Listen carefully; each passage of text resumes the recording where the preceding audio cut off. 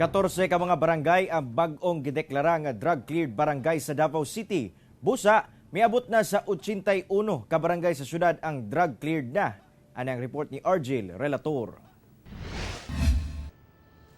Baga ang folders sa kadaghan sa mga dokumento nga gikinahanglan. Ang usa-usa nga gi-assess sa mga sakop sa Regional Oversight Committee on Barangay Drug Clearing nga gipanguluhan sa PDEA, kauban ang PNP, DOH, DILG ug LGU.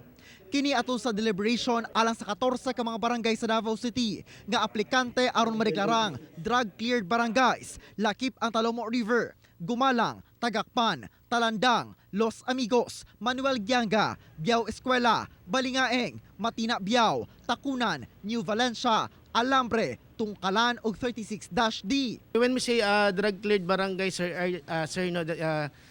isa ni siya ka barangay that is previously classified as drug-affected and underwent barangay drug clearing programs. Gawas sa mga dokumento, miatubang sab ang mga barangay official aron tubagon ang mga pangutana og suhestyon aron mapalambo pa ang ilang programa alang sa mga kanhin nalang bigit sa illegal nga droga.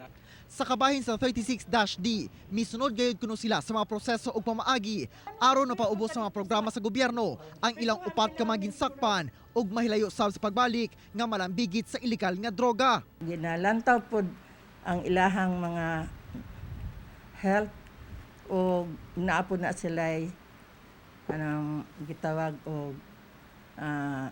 surprise drug test kay to detect sa ilaha kung niundang na bagyod sa maong mga bisyo.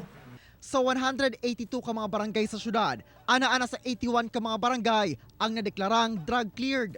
We're winning the war against illegal drugs. Gani, kung mapansin nimo, diri sa tuwa sa not only Davao City, Davao Region, we already have 800, sa 1,162 nga barangays throughout Davao Region, natay 876 ka mga drug-cleared barangays.